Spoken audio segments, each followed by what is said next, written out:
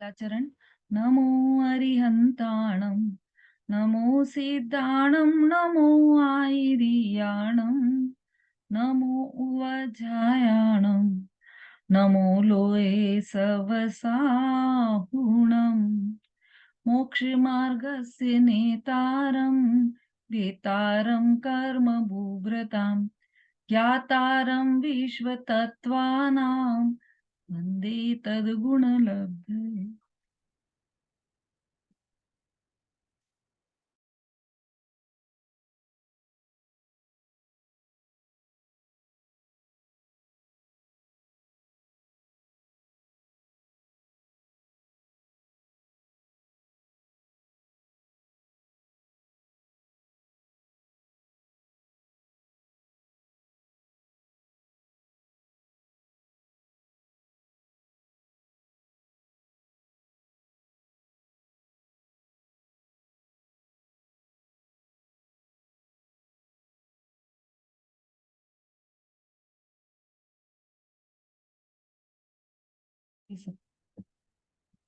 अब आ रही है आवाज? मंगलाचरण की आवाज आ गई थी। चलिए, मैं बोल रही थी कि आज थोड़ा लेट हो गए, उसके लिए सॉरी, क्योंकि ध्यान नहीं रहा, टाइम नहीं देखा और दूसरी चर्चा में लग गए।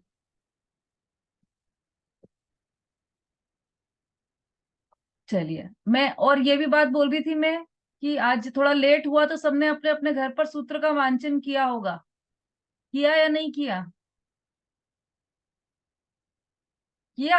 अरे वाह, बहुत बढ़िया अभिलाषा जी। और किसने किसने किया? सबके मुखमंडल से ऐसा लग रहा है कि सबने किया है। तत्वार सूत्र का मतलब सूत्रों का वांचन। चलिए, बहुत अच्छी बात है। अ, अच्छा, अभी कोई, हाँ, कल जिनका नंबर नहीं आ पाया था, जिन्होंने हैंड रेस किए थे सूत्र बोलने के लिए, वो लोग आज बोल सकते हैं। संगीता जी।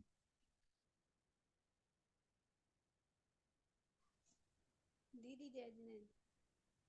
सम्यक दर्शन ज्ञान चारित्राणि मोक्ष मार्गा तत्वार्थ सिद्धानम सम्यक दर्शनम तन निसर्गा दद्गमादवा जीवा जीवा स्रव बंध समर निर्जरा मोक्षास तत्वम नाम स्थापना द्रव्य भाव तस्तन्यासा प्रमाण नय रद्दिगमा निर्देश स्वामित्व साधनाधिकरण स्थिति विधांत सत्य संख्या छेद स्पर्शन कालांतर भावाल्प भौत्वेश मति श्रुति अवध श्रुतावधि मने पर्य केवलानि ज्ञानम तत्प्रमाणे आद्य परोक्षम मन्य मन्य प्रत्यक्ष स्मृति स्मृति संख्या चिंता विनिबोध इत्यनर्थांतरम तत्प्रमाणे आद्य परोक्षम, उसके बाद क्या है? प्रत्यक्ष मन्यत हाँ, प्रत्यक्षम मन्यत, ये है। ठीक है। हाँ, प्रत्यक्ष बोलिए नंदिता जी।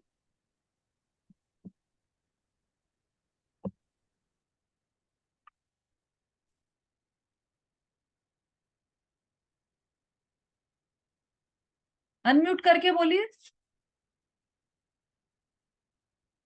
अब तो ये आदत में आ जाना चाहिए अनम्यूट करने का।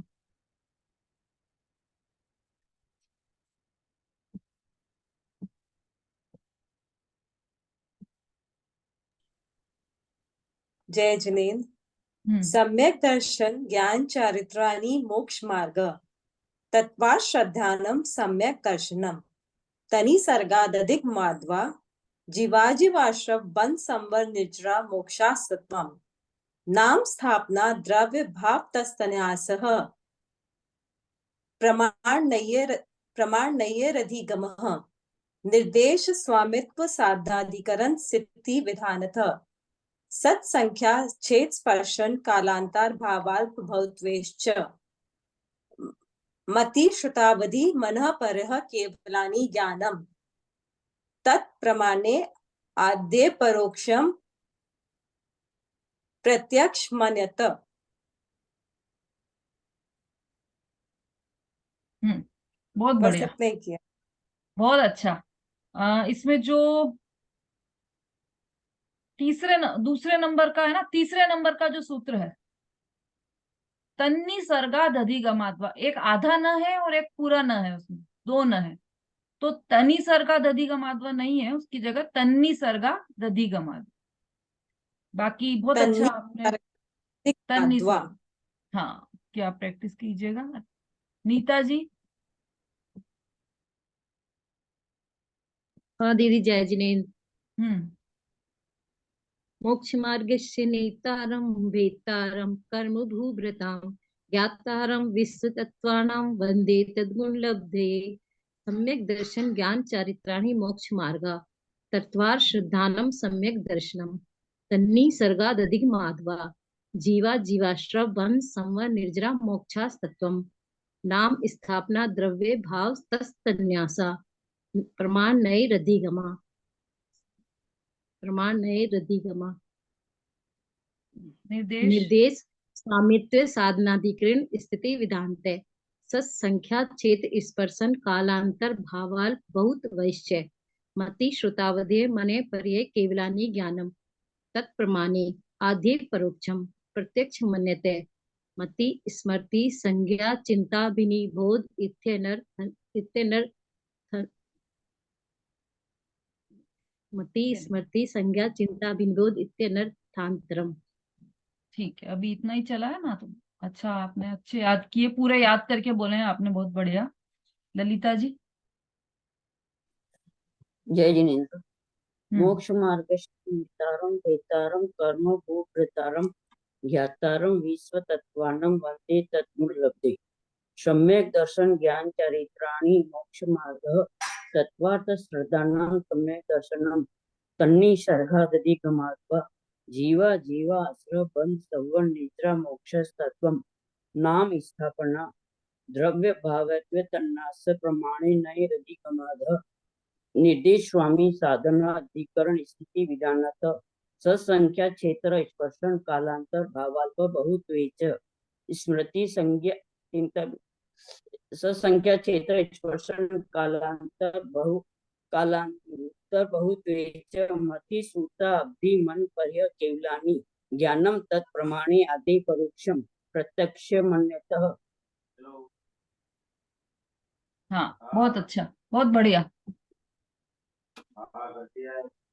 हाँ जी, बाकी लोग अब कल सुनाएंगे, है ना। अभी अपन क्योंकि लेट भी हो गए हैं अपन, तो अपने विषय पर आ जाते हैं। अभी तक हमने जो चर्चा की थी कल तक, 9वां 10वां 11वां और 12वां सूत्र, इसकी चर्चा की थी कल हमने।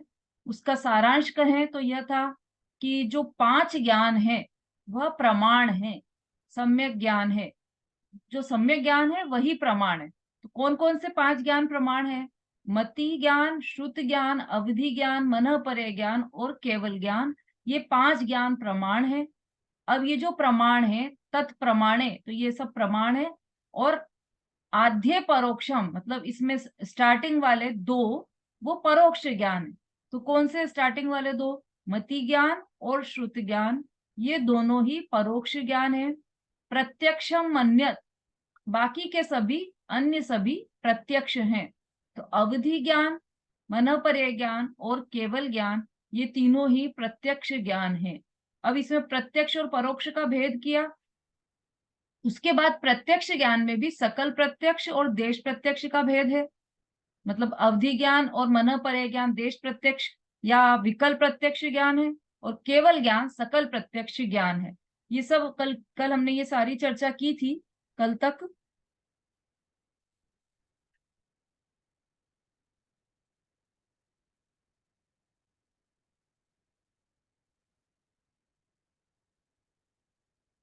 सबकी परिभाषाएं भी देखी थी हमने। मति ज्ञान किसे कहते हैं, श्रुत ज्ञान किसे कहते हैं, अवधि ज्ञान किसे कहते हैं। अभी तो अपन मति ज्ञान की चर्चा कर रहे थे, पहले सिर्फ मति ज्ञान की चर्चा की थी हमने, कि मति ज्ञान की परिभाषा बताई थी। तो 2 तरह की परिभाषा बताई थी मति ज्ञान की। अब मति ज्ञान तो एक है, उसकी परिभाषा 2 कैसे हो सकती है? तो उसमें अपेक्षा लगेगी। सारा कथन जिनागम में अपेक्षा से ही है। और मति ज्ञान की जो पहली परिभाषा है, कौन सी परिभाषा है पहली? जो जो इंद्रियों और मन की निमित्त से या इंद्रियों और मन की सहायता से जानने वाला जो ज्ञान है वह मति ज्ञान है, ऐसा हमने लिखा था पहले। तो ये किसकी अपेक्षा से? तो ये बाहर के संयोग कर्मों के निमित्त निमित्त की अपेक्षा से ये वाली परिभाषा है।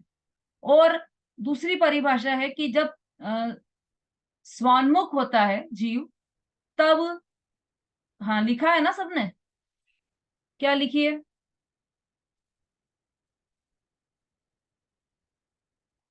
हाँ बोलिए। जयजिनी दीदी, स्वसन्मुख से प्रकट होने वाले ज्ञान को मति ज्ञान कहते हैं। हाँ, ये किसकी अपेक्षा से? तो ये शुद्धि की अपेक्षा से, ये शुद्धि की दृष्टि से ये बात की है कि आत्मा में मतलब ज्ञान की जो शुद्धि है उस अपेक्षा से यह परिभाषा दी गई। और ये बाहर के निमित्त की अपेक्षा से दूसरी परिभाषा दी गई। जो इंद्रियों और मन के निमित्त वाली जो परिभाषा है वह निमित्त के दृष्टिकोण से दी गई है। तो ये दोनों परिभाषाएं मति ज्ञान में लगेंगी। अब मति ज्ञान को स्वानुभव प्रत्यक्ष, स्वसंवेदन ज्ञान और वेदन प्रत्यक्ष भी कहा है। इसकी भी चर्चा की थी हमने कि क्यों कहा है इनको और उसका क्या अर्थ है, वेदन प्रत्यक्ष का क्या अर्थ है। तो मति ज्ञान स्वयं प्रत्यक्ष ज्ञान नहीं है, लेकिन वेदन की अपेक्षा से उसे प्रत्यक्ष कहा है। अर्थात मति ज्ञान में आत्मा प्रत्यक्ष नहीं है, लेकिन आत्मा का वेदन प्रत्यक्षवत है। आत्मा का वेदन प्रत्यक्ष है, इसलिए उसे मति ज्ञान को वेदन प्रत्यक्ष या प्रत्यक्ष ज्ञान भी कहा। मतलब ये कह सकते हैं आप कि मति ज्ञान परोक्ष ज्ञान, मति ज्ञान को यदि कोई परोक्ष ज्ञान कहे तो कि हाँ ठीक है, और यदि मति ज्ञान को कोई प्रत्यक्ष ज्ञान कहे तो हाँ ठीक है। अब ठीक दोनों बातें किसे ठीक हो सकती है कि यदि मति ज्ञान को परोक्ष ज्ञान कहा तो वह इस अपेक्षा से कहा है कि वह इंद्रिय और मन की सहायता से जानता है, और यदि मति ज्ञान को प्रत्यक्ष ज्ञान कहा तो वह इस अपेक्षा से सही है कि वह अपनी आत्मा को जानता है, इसलिए वह प्रत्यक्ष ज्ञान है। और वह अपनी आत्मा को जानता है, स्पष्ट जानता है, और इंद्रिय और मन की सहायता के बिना जानता है, इसलिए वो प्रत्यक्ष है। प्रत्यक्ष की दो ही शर्त है, एक तो वो स्पष्ट जानता है और दूसरी इंद्रिय और मन के निमित्त बिना जानता है। ये शर्त भी इसमें लागू पड़ गई। और परोक्ष की भी दो शर्त है कि वो तो या तो इंद्रिय और मन के निमित्त से जानेगा या और अस्पष्ट जानेगा। तो मति ज्ञान पर दोनों ही बातें लागू पड़ रही है। जब वो इंद्रिय और मन की सहायता से जान रहा है मति ज्ञान, तब वो परोक्ष ज्ञान है, और जब वो आत्मा को जान रहा है तब वही मति ज्ञान प्रत्यक्ष ज्ञान है। इतनी चर्चा हमने कल कर ली थी। अब हम आगे बढ़ रहे हैं।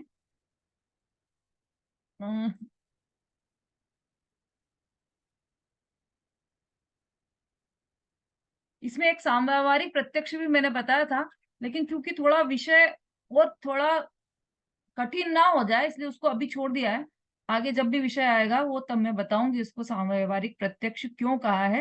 अभी मोटे मोटे तौर पर ये समझ लीजिए कि लोक भाषा में इसे भी प्रत्यक्ष कहा जाता है। जैसे आंख आंख से हमने किताब देखी तो मैंने प्रत्यक्ष ही तो देखा इस किताब को, तो लोक भाषा में इसको प्रत्यक्ष ज्ञान कहा जाता है। इंद्रियों के ज्ञान को लोक भाषा में प्रत्यक्ष कहा जाता है, इस अपेक्षा से उसे साम व्यवहारिक प्रत्यक्ष कहा गया है। और न सिर्फ लोक भाषा में बल्कि धार्मिक परिभाषा में भी, आगम में भी इसे प्रत्यक्ष कहा है। इसी जो इंद्रिय और मन से जान रहा है मति ज्ञान, उसे भी प्रत्यक्ष कहा है। तो प्रत्यक्ष जैसा कहा, मतलब प्रत्यक्ष जैसी ही उसको इंपॉर्टेंस दी है आगम में भी। क्योंकि यदि हम ऐसा कहें कि इंद्रियों से और मन से जानने वाला जो ज्ञान है वो प्रत्यक्ष नहीं है, वो तो परोक्ष है, तो फिर हमने उसको प्रत्यक्ष ही नहीं माना इंद्रिय के ज्ञान को। तो फिर जैसे मुनिराज हैं तो वो 4 हाथ जमीन देखकर और चलते हैं, ईर्या समिति से चलते हैं। भोजन करते हैं तब पूरा आंखों से उसे भोजन को पूरा शोध कर और फिर भोजन करते हैं। तो ये सब मतलब इंद्रियों से जानकर ही कर रहे हैं ना वो, तो वहां पर तो इंद्रियों को प्रत्यक्षवत ही मानना पड़ेगा, इसलिए उसे साम व्यवहारिक प्रत्यक्ष कहा है, जो वास्तव में है नहीं प्रत्यक्ष, लेकिन फिर भी लौकिक भाषा में उसे साम व्यवहारिक प्रत्यक्ष कह दिया गया है। मति श्रुत ज्ञान को जो इंद्रियों से हो रहा है उसे भी साम व्यवहारिक प्रत्यक्ष कहा है। ठीक है उषा जी, समझ में आ रहा है? चलिए अब आगे बढ़ते हैं अपन 13वें सूत्र पर। 12 सूत्र तक चर्चा हो चुकी है हमारी, 13वें सूत्र पर आ जाइए। अब जिस मति ज्ञान की चर्चा हमने अभी की है उस मति ज्ञान के और नाम क्या है उसकी चर्चा अभी यहाँ पर चलने वाली है। तो 13वां सूत्र, मति ही स्मृति ही संज्ञा चिंता भी निबोध इत्यनर्थांतरम। फिर से, मति ही स्मृति ही संज्ञा चिंता भी निबोध इत्यनर्थांतरम। चलिए बोलकर बताइए शोभा जी। जय जिनेन्द्र दीदी। हम्म, मति स्मृति संज्ञा चिंता विनिबोध इत्यनर्थांतरम। वेरी गुड, बहुत अच्छा। सुषमा जी बोलिए।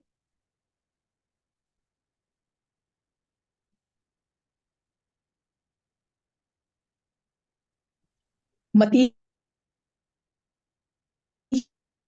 नेट गड़बड़ कर रहा है। आवाज नहीं आई। हाँ अब बोलिए, शायद आ जाए। अब आ रही है आवाज। हाँ बोलिए। मति ही स्मृति ही संज्ञा चिंता भी निबोध इत्यनर्थांतरम। बहुत अच्छा, बिल्कुल सही। अब देखिए इसमें क्या अर्थ निकलता है वो देखते हैं अपन। पहले तो इसका सामान्य अर्थ क्या है। मति, स्मृति, संज्ञा, चिंता, अभिनिबोध इत्यादि अन्य पदार्थ नहीं है, अर्थात वे मति ज्ञान के नामांतर है। मति, मति तो मति का अर्थ है मति, स्मृति, संज्ञा, चिंता, फिर अभिनिबोध। उसका है ना आगे अभी, उसमें उसमें इंक्लूड हो गया चिंता में, तो अभिनिबोध इत्यनर्थांतरम। मतलब ये अन्य पदार्थ, अन्य अर्थ नहीं निकल रहा है इसका, इसलिए ये इसका अर्थ है ये मति ज्ञान के ही दूसरे नाम है। नामांतर मतलब ये मति ज्ञान के ही दूसरे नाम है। क्या क्या? मति, स्मृति, संज्ञा, चिंता, अभिनिबोध। कितने हो गए? मति, स्मृति, संज्ञा, चिंता, अभिनिबोध इत्यादि। इत्यादि भी लिखा है, मतलब और भी कुछ नाम हो सकते हैं मति ज्ञान के, है ना। तो अभी अभी तो इन पांचों की चर्चा करते हैं अपन, फिर उसके बाद आगे की चर्चा करेंगे। तो पहला क्या आया है इसमें शब्द? मति ज्ञान। पहले तो बात ये समझ लीजिए कि ये जो 5 नाम यहाँ पर बताए हैं वो मति ज्ञान के ही नामांतर हैं, पर्यायवाची। चूंकि है तो पर्यायवाची नाम ही, लेकिन फिर भी इनके अर्थों में थोड़ा थोड़ा अंतर है ना। स्वरूप एक ही है, लेकिन उसका अर्थ, इन शब्दों के अर्थ में थोड़ा थोड़ा अंतर है। वो अभी दिखा रहे हैं और इस बात को और बाद में और स्पष्ट करेंगे। देखिए मति शब्द जो है पहला, मति शब्द का अर्थ है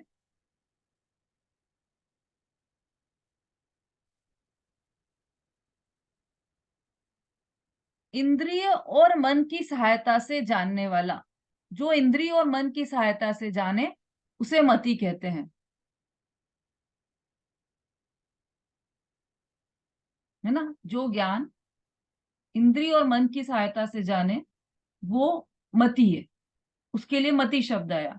दूसरा शब्द आया है यहाँ पर स्मृति।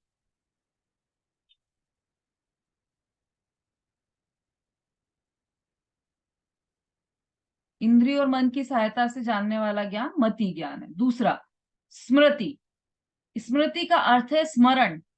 एक शब्द में कहें तो स्मरण। स्मृति अर्थात स्मरण, मतलब जो पहले से जाने हुए या अनुभव किए पदार्थ हैं उनका वर्तमान में स्मरण करना, वो स्मरण है ना। इंद्रियों से जान लिया पहले कि यह पुस्तक है, ऐसा जान लिया, और उसको अब देखा वर्तमान में, मतलब अब स्मरण किया कि हाँ हाँ एक किताब है ऐसी, है ना। पहले से जाने हुए पदार्थ का वर्तमान में स्मरण करना। जैसे यहाँ पर ये कहें कि भाई कल क्लास में ये चली थी बात, तो आपको ध्यान आ जाए कि हाँ हाँ ये चली थी बात, तो वो स्मरण में आना, वो स्मरण, उस स्मरण की बात है यहाँ पर। तीसरा संज्ञा।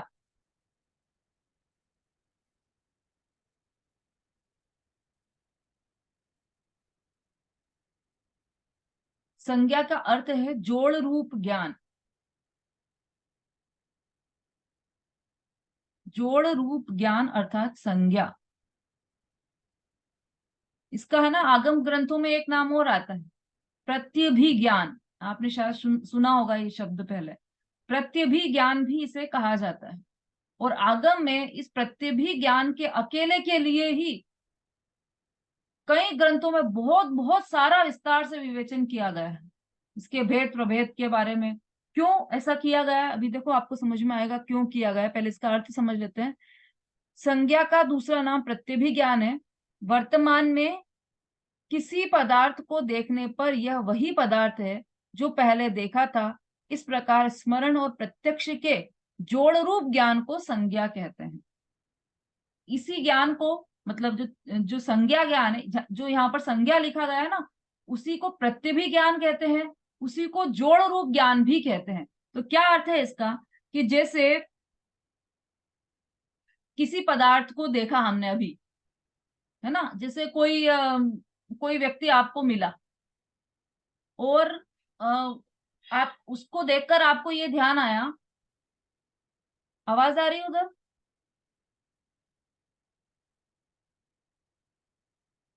आवाज नहीं आ रही?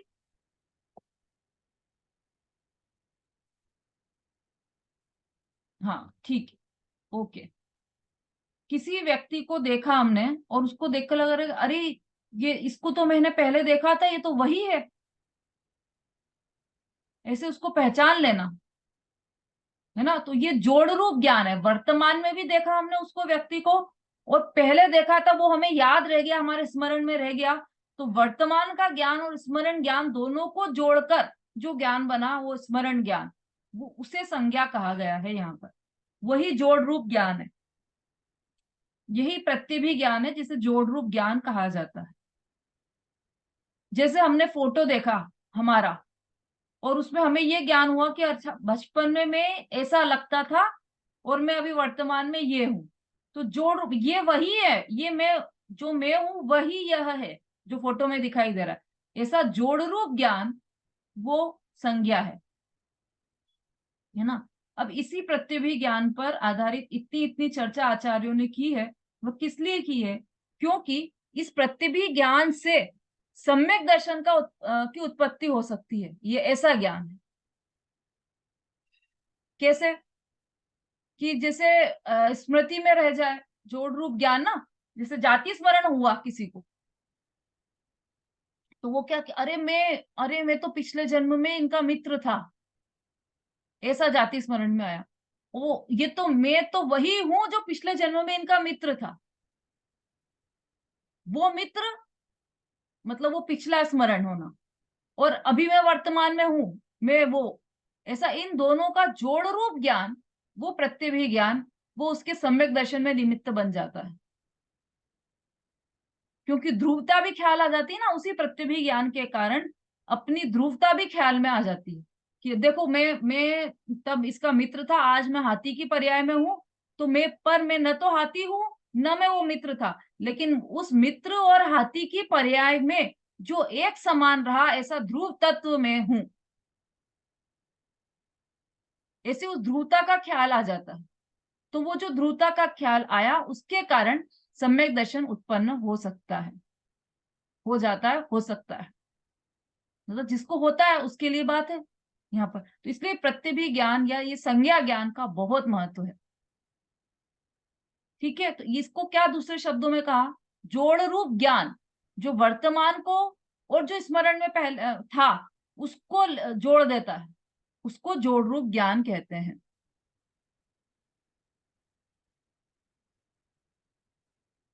किसका किसका जोड़ हुआ इसमें? प्रत्यक्ष का और जो स्मरण में था उसका जोड़ हुआ। ये जोड़ के कारण इसे प्रत्यभिज्ञान कहते हैं या संज्ञा ज्ञान भी कहते हैं।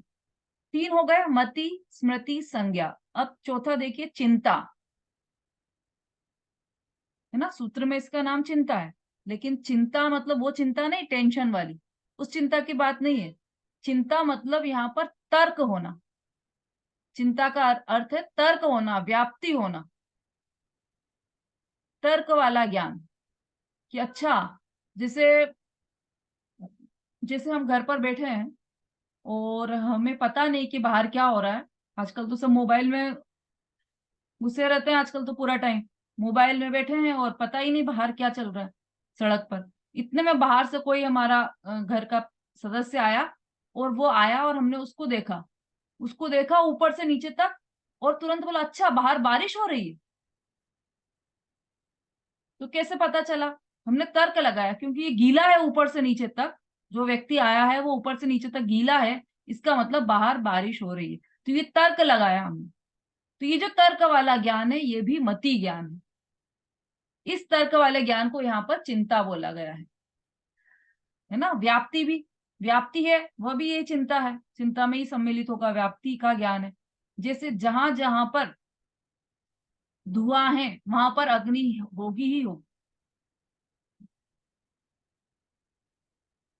है ना। और जहां पर अग्नि है वहां धुआं हो भी और न भी हो।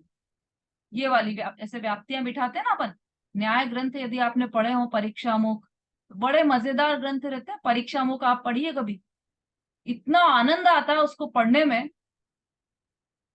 गजब के तर्क हमारे आचार्यों ने दिए हैं। एक एक चीज को इतनी, एक एक वस्तु को इतना अच्छे से सिद्ध किया गया उसमें। बहुत बढ़िया है। कभी फुर्सत मिले मोबाइल से तो फिर ग्रंथ पढ़ने का अभ्यास जरूर करना चाहिए, है ना। और उसमें बहुत आनंद आएगा, क्योंकि मोबाइल हमको इजी लगता है, बस ऐसे ऐसे देखना है। लेकिन एक बार आपने वो ग्रंथ उठाकर पढ़ा ना, तो उसको ऐसा रस लगेगा कि मोबाइल तो एकदम थर्ड क्लास चीज लगने लग जाएगी उसके सामने। बहुत अच्छे तरीके से तर्क से सिद्ध किया है आचार्यों ने सभी।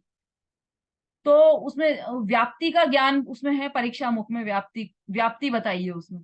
तो व्याप्ति कैसी होती है? एक व्याप्ति ऐसी है कि जहां जहां अग्नि है वहां वहां धुआं है।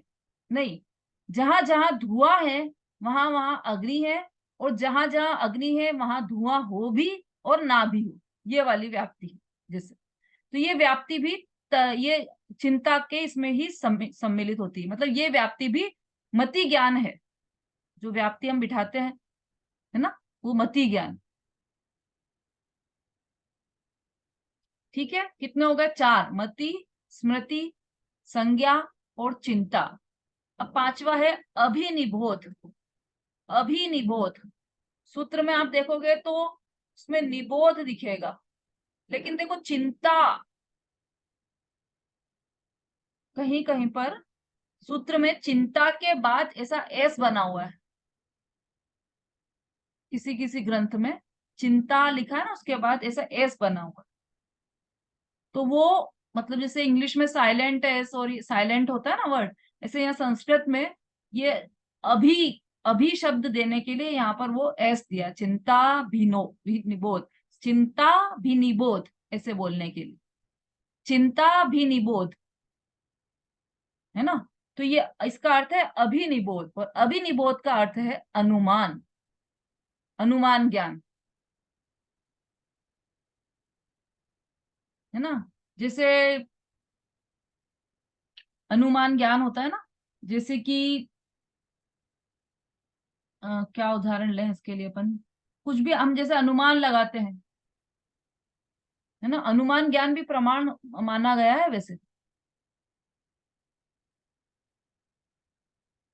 अनुमान जैसे हमने लगाया कि आज मंडे है, तो इसका मतलब कल संडे था, है ना। ये तो तर्क हो गया। अनुमान कैसे लगाया कि आज मंडे है, तो अब अ, अगला जो अगला जो संडे आएगा,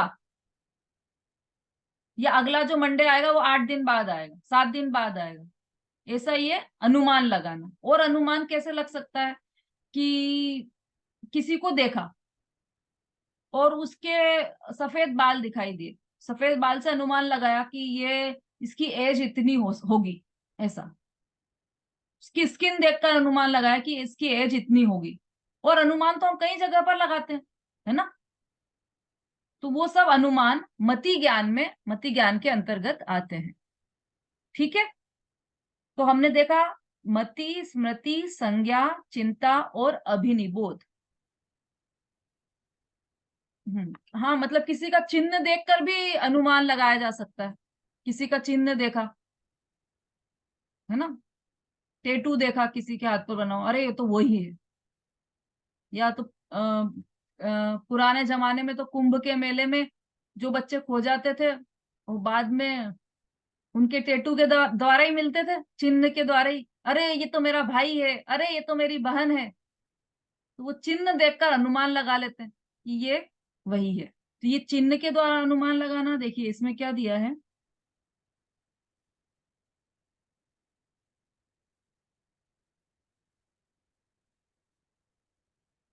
हम्म चिन्ह वाले पदार्थ, चिन्हादि देखकर उस चिन्ह वाले पदार्थ का निर्णय करना सो अभिनिबोध है ना। हाँ हाँ, बोलिए बीना जी। दीदी, एक तो चिंता के बाद व्याप्ति जो बताया ना आपने, हम्म। तो व्याप्ति इसमें तो है नहीं वैसे तो, श्लोक में तो ये समझ नहीं आ रहा, चिंता के साथ ही है। नहीं नहीं, हाँ, चिंता का अर्थ व्याप्ति और तर्क, ये सब चिंता के अंतर्गत आते हैं। चिंता का शब्द का टेंशन अर्थ नहीं है वहां पर, चिंता का अर्थ है तर्क या व्याप्ति, ये बताया। और एक चिन्ह देखकर जो आप बता रहे हैं अनुमान लगाना, तो चिन्ह देख के जैसे हम प्रतिमा को देखते हैं चिन्ह हाँ के साथ, हाँ, अनुमान तो लगाते हैं, ऐसा भी कह सकते हैं। ठीक है, अनुमान लगाना, चिन्ह के द्वारा अनुमान लगाना, वो भी मति ज्ञान का ही भेद है।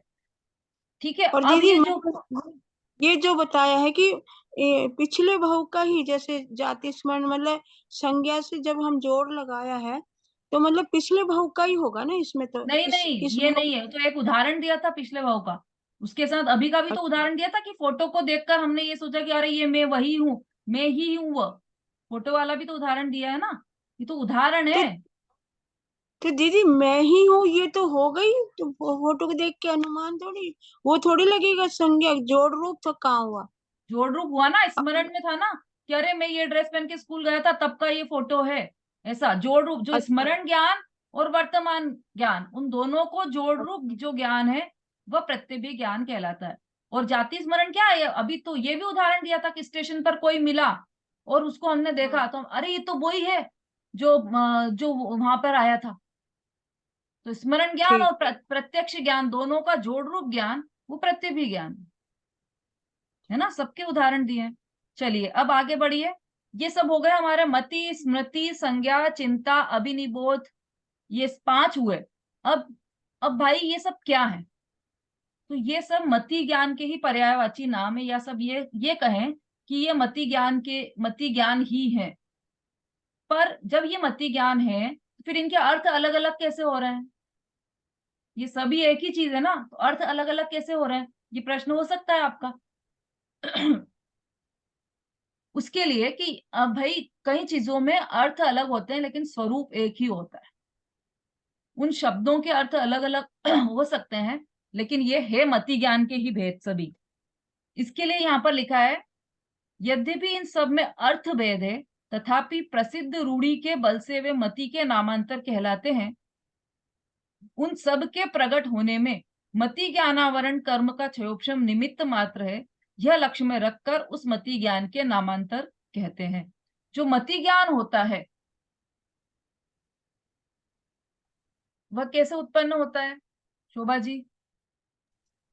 दीदी जैसे बीना जी ने बोला है कि प्रतिमा में चिन्ह है, जैसे सिंह का चिन्ह है महावीर स्वामी, तो ये अनुमान थोड़ी, ये तो मतलब ये तो पूरा सिद्धि हो गया ना कि भगवान महावीर की प्रतिमा ही है। इसमें हाँ, अनुमान थोड़ी, ये तो अनुमान अनुमान, थोड़ी आया इसमें। अनुमान नहीं लगाया इसमें, इसमें तो देखो तर्क भी लग गया ये कि तो ये चिन्ह है ये तो इसलिए ये आदिनाथ भगवान की प्रतिमा है, हाँ, तर्क भी ये लग गया अनुमान उसमें।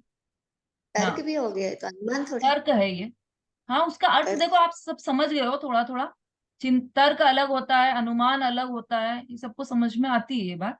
तो अपने हिसाब से उसके उदाहरण और जितने बैठ सके बिठा लेना। फिर भी नहीं समझ में आए तो ग्रंथ और पढ़ना, बहुत सारे ग्रंथों में बहुत विस्तार से इसकी चर्चा की गई है। उषा जी? दीदी अनुमान में तो सिंपल ऐसे भी हो गया कि जैसे कि अनुमान में कि ये लगता है, आपको ये लगता ही होगा कि हमेशा की क्लास में सभी पढ़ के आती हैं, ये भी आपका अनुमान है एक। कि दीदी कहती है कि सभी पढ़ के आती होगी मतलब ऐसा। आपने मेरे ये विश्वास को अनुमान में बदल दिया ऐसा? नहीं नहीं दीदी, अब मुझे तो विश्वास विश्वास था आपको कि तो सब पढ़ के ही आते हैं भाई, आपने उसको अनुमान कर दिया। तो ये अनुमान लगाती है आप, लेकिन बहुत सी नहीं पढ़ के आती ना दीदी, जो आप पूछती हो तो हाँ, ये तो होता आपने है। आज मेरे विश्वास को झुठला दिया मतलब। चलिए, हाँ मतलब वही है कि हम किसी चीज को चिन्ह को देखकर अनुमान लगाया तो वो अनुमान ज्ञान हो गया। चिन्ह को देखकर तर्क लगाया कि इसका यहाँ पर चिन्ह है तो फिर वहां वैसा होना चाहिए, तो ये तर्क ज्ञान हो गया। इस तरह से ये सभी, अब ये सभी में, इन सभी में कॉमन बात क्या है कि ये जितने भी ज्ञान है ये सब मति ज्ञानावरण कर्म के क्षयोपशम से होते हैं। ये जो भी है, मति हो, स्मृति हो, संज्ञा हो, चिंता हो, अभिनिबोध हो, ये सब, इन सब की उत्पत्ति का कारण क्या है? मति ज्ञानावरण कर्म का क्षयोपशम, ये इन सब की उत्पत्ति का कारण है। ठीक है, ये इसकी कॉमन बात है, पर इसमें थोड़ा थोड़ा सा जो अंतर है उसको स्पष्ट करने के लिए यहाँ पर ये अर्थ बताया है। हाँ बोलिए। दीदी ऐसे जैसे अपन थोड़ी बदली होती है ना तो अपन अनुमान लगा लेते कि बारिश होने वाली है ना, ये यही रहता है। यहाँ बस अब बदली हो गई है तो ये ठंडी हवा बही तो सोच लेते कि अब बारिश होनी है, तो ऐसा अनुमान लगा लेते हैं। वो सही भी हो सकता है, गलत भी हो सकता है अनुमान ना। हाँ हाँ हाँ, बिल्कुल सही भी हो सकता है, गलत भी हो सकता है। और देखो अनुमान तो इतना कॉमन शब्द है।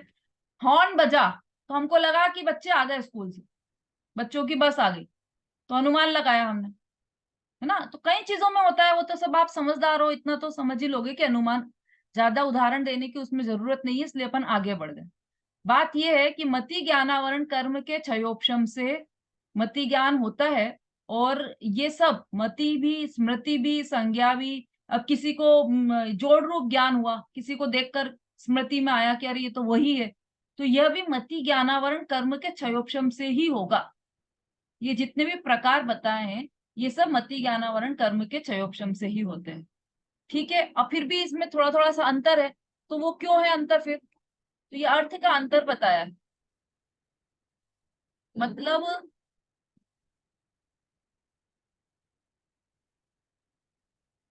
इनके स्वरूप में अंतर नहीं है, थोड़ा थोड़ा सा अर्थ में अंतर है। अब लग सकता है आपको कि जब स्वरूप में ही अंतर नहीं है तो अर्थ में कहां से अंतर हो गया? तो इसके लिए एक उदाहरण देख सकते हैं अपन। जैसे महावीर भगवान के 5 नाम, वीर, अतिवीर, सन्मति और वर्धमान और महावीर, ये 5 नाम है ना। तो वीर नाम क्यों पड़ा उनका? क्योंकि उन्होंने वो सर्प को उठाकर फेंक दिया था। अतिवीर नाम क्यों पड़ा? क्योंकि वो उन्होंने हाथी को वश में कर लिया। सन्मति नाम क्यों पड़ा? क्योंकि उन्होंने उनकी शंका का समाधान, उनको उनको देखते से मुनिराज को शंका का समाधान हो गया था, है ना। वर्धमान नाम क्यों पड़ा?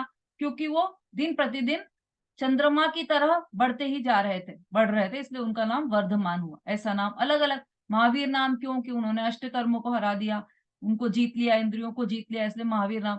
जो भी कारण है, ये 5 नाम अलग अलग है ना उनके। तो इन 5 नामों के